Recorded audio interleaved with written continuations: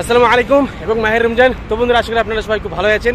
আজকে সুন্দর একটি ভিডিওটা এই জন্যই আমি সমস্ত রোজাদারকে আমি স্যালুট করছি মন থেকে, কারণ এখন আমি যাচ্ছি 30 ডিগ্রি সেলসিয়াস তাপমাত্রাতে, মানে ধূপে।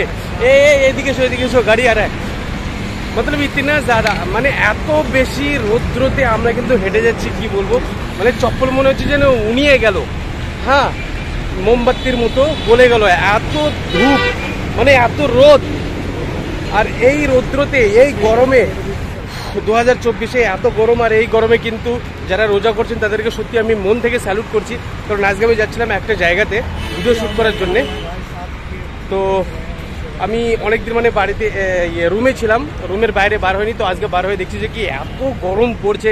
আর এই গরমে যে সমস্ত আমার রোজাদারের ভাই বোনেরা, বাবার মা খালা এবং কাকা চাচা আব্বাজানরা, সবাইদেরকে আমি স্যালুট করছি যে এত গরমে আপনারা রোজা করছেন।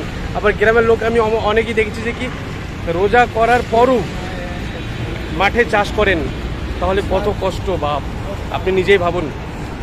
যাকে কি বলবো, আমার একটা সাজেশন আমি আপনাদের কাছে বলছি যে কি এই রৌদ্রতে ইফতারের পর বেশি বেশি পানি খাওয়ার চেষ্টা করবেন, নিম্বু পানি খাওয়ার চেষ্টা করবেন এবং শরবত খাওয়ার চেষ্টা করবেন। আর খাবেন একটু বেশি বেশি, নিজ শরীরের দিকে ধ্যান রাখবেন। তাছাড়া আল্লাহ আপনাদেরকে হেফাজত করবেন। এবং যারা রোজা করছে না তারা রোজা করার চেষ্টা করবেন। আর কিন্তু একটু কথা মনে রাখবেন গাইস, এটা কিন্তু সবচেয়ে বড় একটি পরীক্ষা যাকে বলা হয়। এত রৌদ্রতে, মানে রোজার মাসে এত গরম পড়ছে, আর এত রৌদ্র আল্লাহ দিচ্ছে, এত তাপ দিচ্ছে, এটা কারণে একটা পরীক্ষা নিচ্ছে। তবুও কে বান্দা রোজা করতে পারে কি পারে না, মানে বান্দা রোজা কি করবে কি করবে না, এই সমস্ত জিনিসগুলো কিন্তু দেখানো হচ্ছে, বা এটা আল্লাহ কিন্তু পরীক্ষা নিচ্ছে। তো আপনারা কখনোই মানে পিছিয়ে হটবেন না, পরীক্ষায় পাশ করার চেষ্টা করবেন এবং রোজা করবেন, 5 ওয়াক্ত নামাজ পড়ার চেষ্টা অবশ্যই করবেন।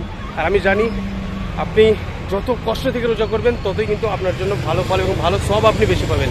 তো আজকের জন্য ভিডিও এত বেশি, আপনার মধ্যে নেক্সট ভিডিওতে সুবিধা, ভালো থাকুন, টেক কেয়ার অফ ইয়োরসেলফ।